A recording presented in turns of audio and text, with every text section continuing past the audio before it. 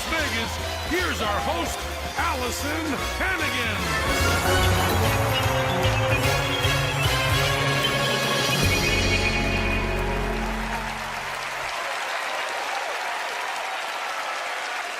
Welcome to Fool Us, featuring the world's best magicians as they show us their stuff. Tonight's illusions are more radiant, provocative, and beautiful than a Beyonce pregnancy photo. Should any of these tricks actually fool Penn and Teller, they'll win a slot performing in Penn and Teller's famous magic show. Speaking of P&T, let's say hello to two Jay-Z-nesses of magic, Penn and Teller!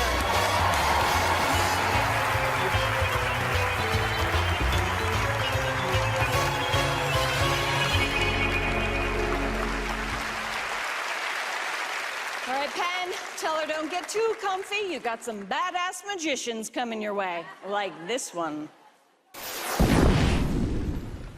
My great-grandmother was the first female magician to have her own television show called The Magic Lady in the 1950s. And my grandmother, with my grandfather and his brother, started the Magic Castle in Hollywood. I grew up surrounded by magicians and watching a lot of card tricks. The adults I was around were like children themselves in a lot of ways. A lot of pranksters, you know? I never wanted to know how any of the magic was done. I still don't. I like magic that feels very dreamlike. There's a and I love that. I think my grandmother would be so happy that I'm doing this tonight, and I would like to think she's here with me in some way. I'd like to make her proud. Ladies and gentlemen, from the royal family of magic, Liberty Larsen. Thank you. Allison, would you come join me at the table, please? Thank you. Nice to meet you. Nice to meet you. Allison, I am a fourth-generation magician from a family of magic, and I didn't start performing magic until a few years ago. It took me a while to surrender. But once I did, one of the first things I noticed about it is that I really don't like lying to people.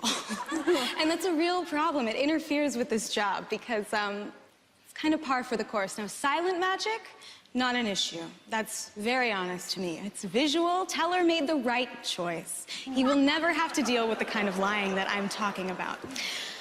But as a magician, if you're performing as yourself, if you're performing as yourself and not a character, as soon as you open your mouth, it's sort of inevitable. You're just going to start lying, and I have really terrible magician's guilt.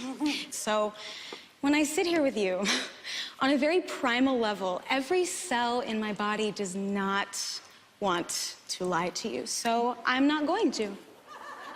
So there. Allison, I brought a time machine with me to the theater tonight. Allison, this is the key to the time machine. I'd like you, if you would, to wear it around your neck and keep it safe. Okay.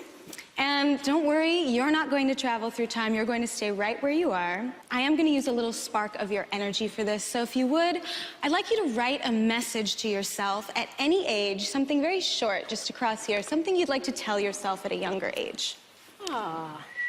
Let's see. All right. All right. It says, Oops. choose happy. Oh, I know. I love it. All right, so I'm sorry. It's not about the message. But if you could just keep this safe. Thanks. And I'm going to fold up this half. Choose happy. And what I'm going to do is I'm going to place it under the veil of time. Allison, if you would you hold this very tightly for me? Yes. You got it? Yes. All right. Now, your message is going to go directly into a portal where it will travel back in time to your former self. You'll feel really good. You will choose happy. It'll move forward to a point earlier this evening where it will freeze, and that is how we're going to discover it. It feels so good to just be open and honest with you. It's just not have to lie to you. I retrieved the time machine from a man in the mountains of, Belgium. And it has two components to it. This is the first. It is a portal.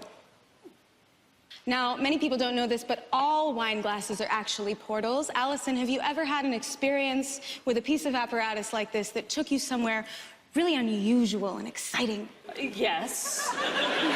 Then you know exactly what I'm talking about. And the other half of the time machine I keep in here because, Allison, it is very sensitive and very, delicate. And it is, especially sensitive to light. Allison, this is where time freezes. Oh. So what I'm going to do is I'm going to place the portal under the silk, and on the count of 3, you're going to drop your message inside and quickly put your hand over it so it can't escape, all right? Okay. All right. 1, 2, 3. Got it? Yes. Okay, may I take it from you? Yes. Can you hear it? No. Perhaps it's already passed through the veil? Allison, do you still have the key around your neck? Oh, well, it's traveling somewhere else, but yes, there it is. Yeah. Well, as far as I'm concerned, this could only mean one thing, which is that your message went through the portal, beyond the veil, reached your former self, jumped back to the moment just before I walked on stage where it froze itself in time in this little locked box. Would you please open this box for me? Oh, sure.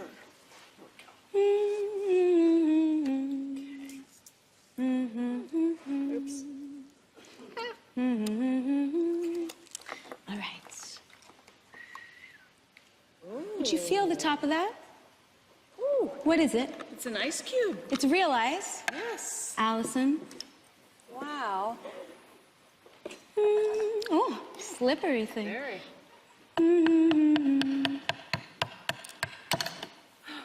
Allison, I don't want to touch it. Would you please? Yes. And would you unfold cold. it? It's cold. It's very cold. Is that your message? Yes. Does it match? Ladies and gentlemen, the time-traveling card. Liberty Larsen! That's so cool. So did you always think, well, I have to be a magician? No. Really? No. If you had asked me at almost any age, I would have 100% said no way. I was convinced I would never do magic. Really? So what changed your mind? Well, a few acts that I saw that really inspired me when I was around 25, and I started just looking at magic differently, and maybe something just switched on in my DNA. I don't know. Oh, I'm glad you switched over. Too. It's been it's such a fun way to play with people. Yeah. All right. Well, let's see what the guys have to say. All right. Penn Teller. Liberty, what took you so long?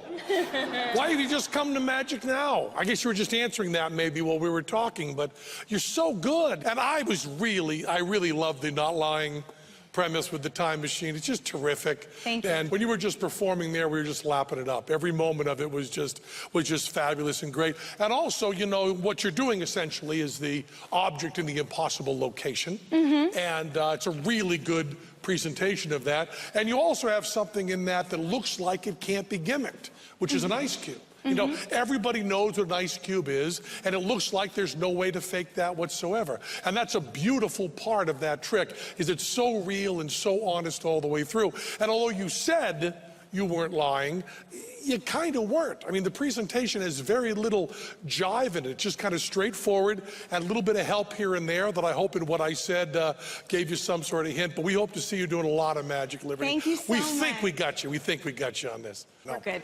No. Okay. So you didn't fool them, but you sure made us all happy. Thank you. Oh. Liberty Larsen, ladies and gentlemen. Thank you so much. We are just getting warmed up. More magicians on deck, including Penn and Teller themselves, when we come back.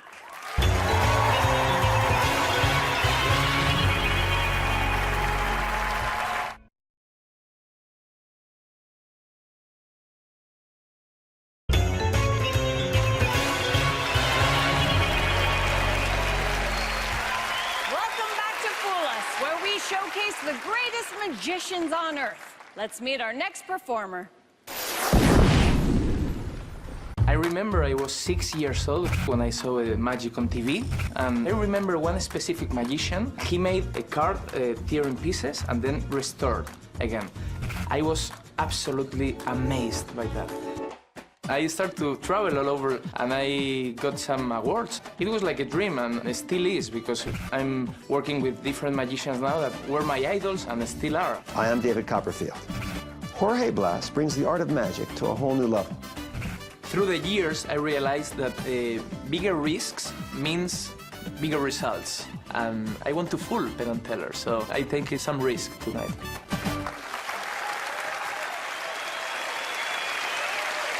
He's one of the most recognized magicians in Spain. Along with the randomly selected audience members, say bienvenidos to Jorge Blass. Hola. I'd like to tell you a magic fairy tale. Once upon a time, there was a princess named Candice, right? Tonight, Your Majesty, we will find you your prince, okay? Not just any prince, but a kind and handsome prince. You will love him, I'm sure. This prince lives in this beautiful castle right here. It may look old-fashioned, but I promise you it's beachfront property in Malibu. Yeah. Should I draw your prince for you? Okay. So now, drawing is not one of my greatest talents, but Alison, could you take the castle for me? Sure. You're a princess too. Oh, thanks. I know. Now, what do you look for in a man? Maybe a crown? We in Spain love crowns. And maybe a happy face like this, one eye, maybe big arms. Watch, this is a long cape. Okay, Candice, you can swipe left on this one, maybe. But I promise you my magic is much better than my drawing, okay? Here we have a deck of cards. And one of these cards is your prince. Now, you know something? An old witch cast a spell, and something magical happened. Can you see this? Mm-hmm. The evil witch magically transformed the Jack of Diamonds into green. It's amazing, a green card. Watch, green on both sides. That's very weird. Green card. These are very hard to get nowadays. Yeah, that's it. Can you check it out, please? Maybe I should hold it so I don't get deported after the show. Okay, nice. So I need you to please check the Jack of Diamonds. Back to the story. You know, when the prince changed to green, he started to have convulsions like this. By the way, the prince is called Mike, okay? Okay. You like Mike? Sure. Good. So he began to have convulsions, and the evil witch magically transformed the Jack of Diamonds into a little creature with little green legs. And as you can see, he was transformed into a little green frog. This prince may not look like much, but he's willing to fulfill your every desire, okay? You have many desires here. I'd like you to see that this is a deck of cards, okay? And you can take a bunch of cards so you can see many, many desires. And I need you to make a choice, okay? So please cut the cards anywhere you want. Go ahead. Did you cut freely? Yes. Do you want to complete and cut again? It's your choice. No. Are you happy? Mm-hmm. So this is the card you just selected. I need you to please remember the card. At home too, please remember the card you see. Now, we will lose the card. I need you to push like this. So it goes through the middle. And now, something very interesting comes, okay? I need you to cut the cards, half of the deck. Okay, and now cut again, please. Nice. And another cut. Good. Did you cut freely? Yes. Okay.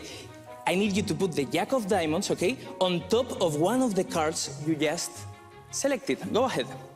Put the frog on top of one of the piles. This is not selected, right? No. So there are many different cards here not selected. Do you want to change your mind? No. No? You don't want this one? No. No. Many cards, all different, they were not selected. Okay, and last chance. Candice, do you want to change your mind? No? So you don't like this pile, okay? They're all different, as you can see. And you landed on this specific card. And you can see here they're all single, you can touch them, all single cards like this, so they are all not selected by you, right? Because Mike took you to one specific card, and the cool part is, right here is exactly the card you desire, the 7 of Hearts. It's really cool, right? Now, to release the spell and live happily ever after, you need to kiss the frog. That frog? Yeah, so I need you to put your hand like this, and I will put your desire, the 7 of Hearts, and the Jack of Diamonds, your frog, okay? Their prince, Mike. And I need you to kiss the frog. So watch Mike close, okay? And now you can see here, right here, something magical happens. Now, the prince is free. The spell is released. But however, every time a spell is released, another card takes his place. Can you open the frog right here in your own hands? Go ahead, open your hands and just see that right there is what your heart desires. The 7 of Hearts, right there. It's impossible, right there. Now comes the big finale of this story. Let me put the prince into the deck like this, and let me get the frog again, because now the final jump is going to amaze you, okay? The frog will jump and land over your prince. Watch. Watch. Could you please cut the cards? Cut the cards? Wow! The fairy tale came true, and it's exactly your card, the Jack of Diamonds, your prince. Wow! Can you turn the chair? But Candice, you didn't want the frog, you want the prince, and I want this story to have a happy ending. Mike is here, and they were all happily ever after.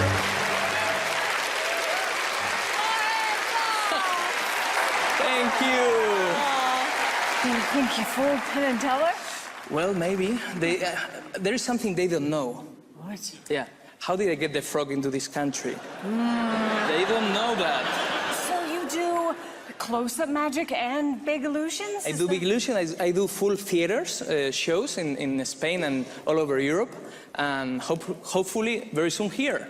You like the frog? I love the frog. What about the prince? You like the prince? I like the frog. Let's go see what our princes think. Okay. All right, Penn Teller. Hi. How are you? How are you? Usually we're the ones who talk in code, but you called your little frog Mike, your prince Mike, and then said, come close. And for those who watch the credits at the end of the show carefully, they'll see that one of our consultants is Mike Close, one of the finest, a very good friend of ours, and probably one of the finest magicians alive. And the frog routine, the basic idea of the frog routine, is Mike Close's. And you already dropped that to us. We knew that the artist's dream, as soon as you drew the prince, Teller knew the real prince was coming. Once we saw that, no surprise there for us. A real important part of magic is surprise. You see something, and if you don't know what's coming, you aren't ready to figure it out. So we had a guess the prince was coming. We had a guess that the frog was going to have the selected card in it. We had a guess of all of that, and we did not have a guess that you were going to produce a real frog. So we were very surprised by that. Mike Close does not have the real frog. So that surprised us. We thought about it quite a bit, and now it's our chance to surprise you maybe a little bit. We think that with that frog coming in, this may come as a surprise, but we think you fooled us. We didn't see you load the frog. We just didn't see it, man.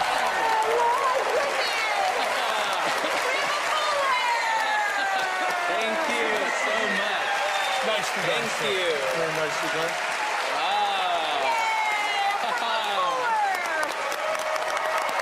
Thank you.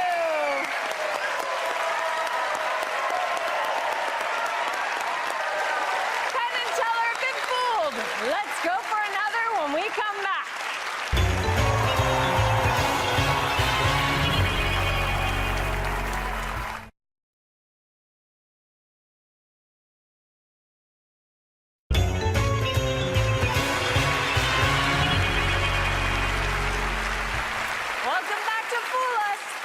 Penn Teller just got fooled. Will they get fooled again? Let's meet our next act and find out. These cards become unshuffled. I'm so excited to be back. Did I fool Penn and Teller? This last time on the show, the experience was very nerve-wracking. I mean, it was tense. It says, Paul Gertner, you fooled us. Can you see that? Fortunately, the trick did not fail. But this time, it's going to take a little more than that. One of the techniques I use to come up with solutions is what I call dreamstorming. It's planting the problem in your head as you go to sleep, and your subconscious works on it. It's basically dreaming up solutions. When you wake up, ideas come up that you didn't have before. Dreamstorming.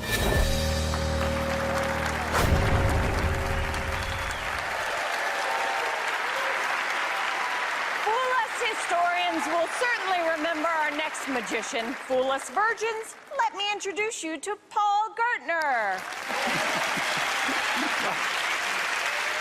Well, Penn and Teller, it is a pleasure to be back again on Fool Us, and I'm very excited to be here this year because I get to bring my favorite magic illusion, the cups and balls.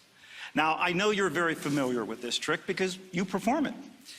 But for those in the audience that are not, let me explain. It's based on an old gambling scam known as the three-shell game. Now, part of the game is that the ball is soft, it's made of sponge, and the cup is solid, it's made of brass, metal. So whenever that ball is under the cup, you can't see it. And when the magician mixes them around, you can't hear it. And at any given time, the magician can make that ball disappear. Now, of course, well, Penn and Teller already know the secret to this trick. The secret to this trick is you use an extra ball. And you always hide the extra ball underneath the cup on your right. So I'm going to perform the trick, but I'm going to do it a little differently because I grew up in Pittsburgh, Pennsylvania. And in Pittsburgh, we manufacture steel. And when I was a kid and I was looking for a ball to do the trick with, I found one in my dad's toolbox. It was a steel ball bearing. You see, my dad was a steel worker in Pittsburgh. In fact, my favorite childhood memory of Dad is the day he and I shared a drink after work together. It happened in our kitchen. I was practicing this trick all day long. And Dad came home from work, hot, tired, and thirsty. And I said, Dad, would you watch my new trick? And he says, oh, okay, but first I need a drink. And he went to the refrigerator and he poured himself a cold beer. And then he set a glass in front of me and he poured me a Coke. And once Dad and I had our refreshments, well, I got a chance to show him this trick. But I was a kid. I didn't know you were supposed to do the trick with a little sponge ball. And I put Dad's steel ball under the cup and I mixed them around and I said, Dad, where's the ball? Yeah, of course, he knew immediately. And pretty soon I figured it out, that you can't fool anyone with a steel ball and a metal cup because of the element of sound, unless you could cause the sound in the ball to disappear and travel over here inside your pocket. Now, that's what it looked like the first time. I'll do that again. This time, Allison, I'll let you take a guess. If you watch the ball, take a guess. Which cup do you think I just slipped that ball under? Which one? Well, no, look, I'll explain, Allison. Remember, you always hide the extra ball underneath the cup on your right. But of course, Allison, in my book, no matter what you choose, you're a winner. You're a winner. 3 cups and 3 balls. Now we're ready to start the trick.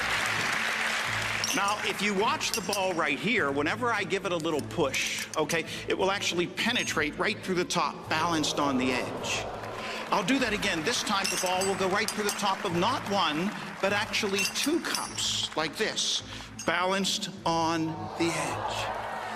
But I want everyone to know exactly where the balls are. So whenever I place a ball under a cup, I'll give it a little shake and you'll hear it under the cup. Okay, and here we go.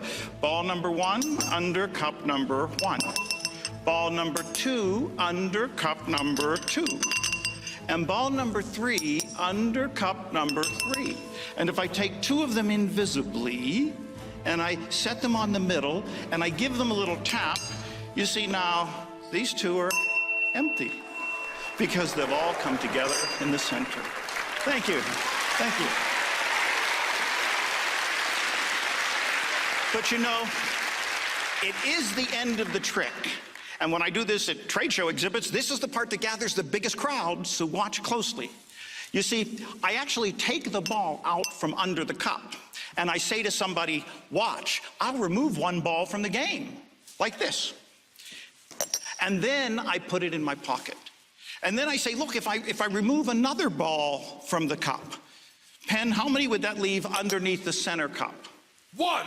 Just one, I think? Yeah, just one.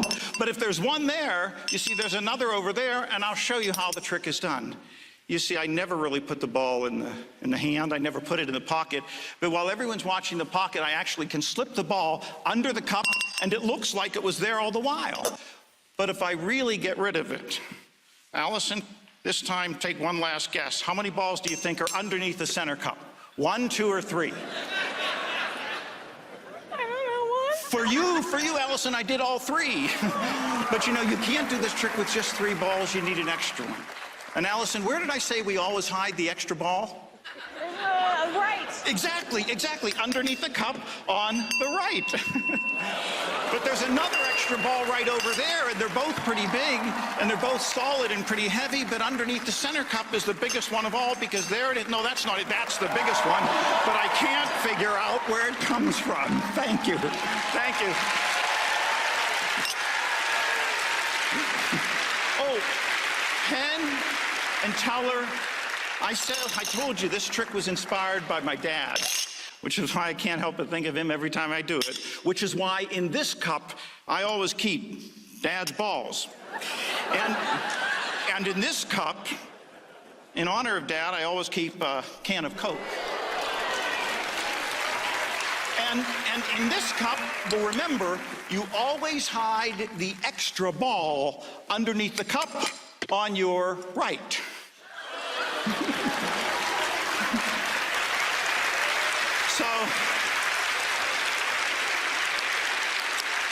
So Dad, wherever you are, here's to you.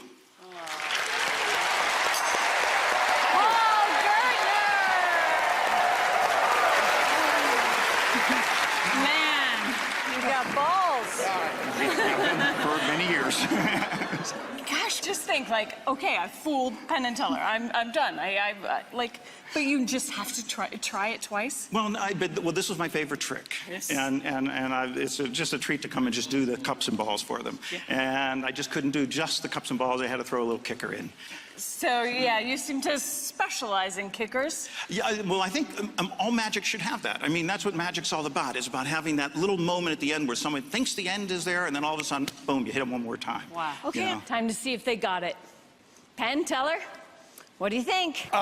We first heard about you, Paul, doing the cups and balls, and it's not fair to say that you're just doing the cups and balls, because for hundreds of years, maybe thousands, people have done the cups and balls, and it's always been a visual trick.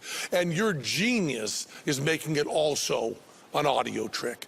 And that is something that from the first moment I saw you do it, absolutely blew my mind. Having that sound to do at the same time. But what people don't know, who don't know how the trick is done, don't know is that you found special sleights and special handlings just to deal with the sound.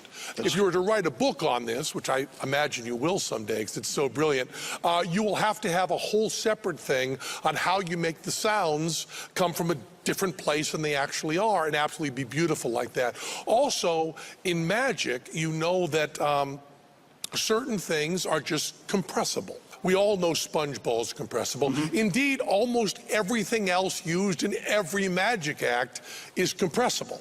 We all know how to make all sorts of things look solid that are actually compressible. You cannot do that with ball bearings. And some people would say, when they know how a trick is done, that makes the glass half empty. But I think when we know how a trick is done, it makes the glass half full. Mm-hmm. Do you know that they know what they're talking about, how you did it? I think so. I think they yeah, we're talking. Okay. So, yeah. Listen, it's now a tie. You get us last time, we get you this time. Season 5, kick our asses. All right. Okay, thank you. Thank you. Paul Gertner, ladies and gentlemen. Let's take a break so we can give you time to think and blink. More Fool Us when we return.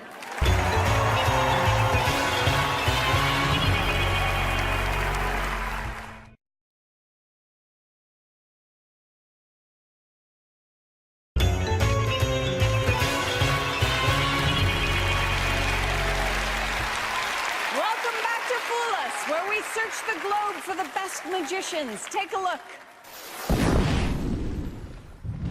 When I was a kid, I was very shy and I couldn't communicate with people. The schoolmate showed me a magic trick, and that was the first time that I felt magic in my life. I started to study magic and I started to communicate with people, and I met a lot of girls because I hide the shyness behind the objects. I realized if I wanted to live from magic, I have to perform for kids. They don't care about if you make an elephant disappear. They want to be surprised. They want fun. They want to laugh. When I perform for them, I'm not an adult. I'm a little guy like them. And they say, oh, look, life gives you surprises. Please welcome Sergio Starman.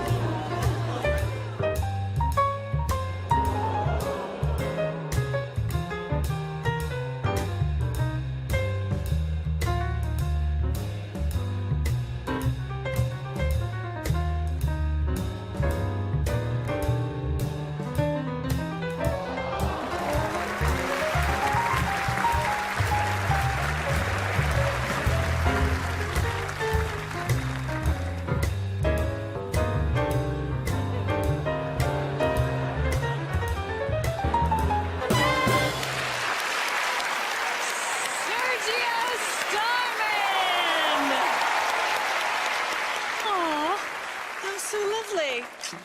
Right. Look. Oh, sweet. This is much better than that. No, it's $3. Huh? Okay, keep it. I sort of sensed that maybe there's like a little bit of a clown in you. Like a good... Oh. Aww. Yay. It works.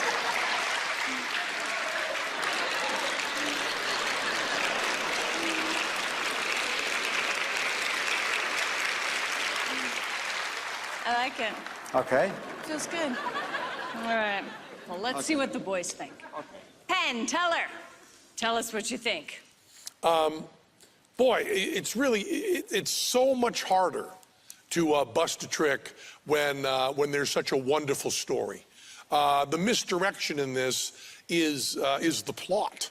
It's the misdirection, is the following of the story. But I think I can probably give you, not very much in code, I'll actually tell you who some of your heroes are, I think. I think that you owe a great deal of respect to Slidini.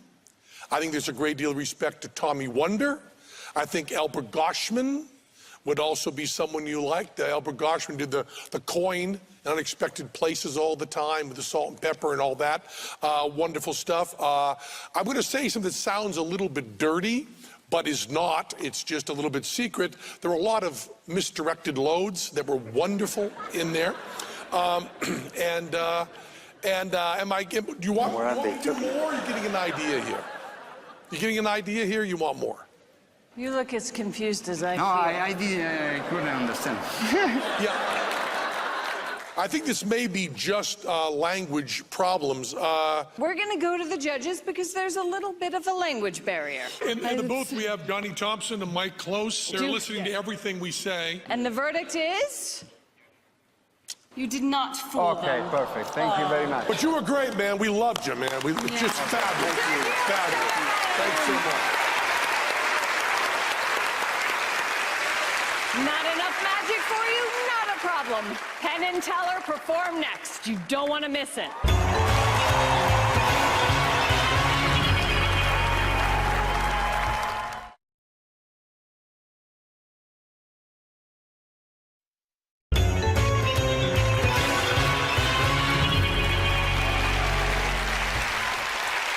Some may wonder what the secret is for Penn and Teller's success. They'd be the first to tell you not to get a big head until tonight. Here are Penn and Teller. Hello, Las Vegas! All right. That's me. That's him. Yeah. Watch me work. Yeah. 2 times. Woo! Whoa! Get on the good foot. Good evening. My name is Penn Teller. This is my partner Teller. We are Penn and Teller. Let's do a card trick. Come on, don't fall off the stage here. How about you, ma'am, right there in the black hat with the gray dress? Come up here. Come up here. Okay, now stand between us. Stand right between us there. Right between us here. I have a perfectly ordinary deck of cards. Scaled to my size, of course. I'm going to riffle down the deck. Whenever you want, you yell stop and yell it really loudly. I have a fan blowing up my ass. Stop. Right there. That's the card we're going to use. Please remember that card, everybody. Remember it. And now, the hardest trick you've seen all night. I will shuffle while inside a dirigible. I'm in a Zeppelin. It's Zepp shuffling. Look at that. Shuffling right. Oh, they're really well mixed up, really well shuffled. There you go. And now, bam, in the black hat, you just take these cards and you keep shuffling them too. Shuffle them too a little bit while I go get a prop. I'm getting a prop, I'm getting a prop, I'm getting a prop. Give it to me, put it in my hand. I got a gun, I got a gun, I got a gun, I got a gun. Show them good, I got a gun. Here's what's gonna happen, ma'am in the black hat. When you're looking at me, don't look in the eyes, that's a balloon. Look in the mouth. See me? I'm in the mouth. Can you see me? Can you see me? That's where I am. When I count to 3, right after I count to 3 on the imaginary 4, you're gonna throw all the cards in the air as high as you can. Throw them way up in the air right after 3. I will shoot your card out of the air and make it appear magically in that yellow balloon that Teller's holding. Are you ready? Are you all set? Here we go, right after 3. 1, 2, 3.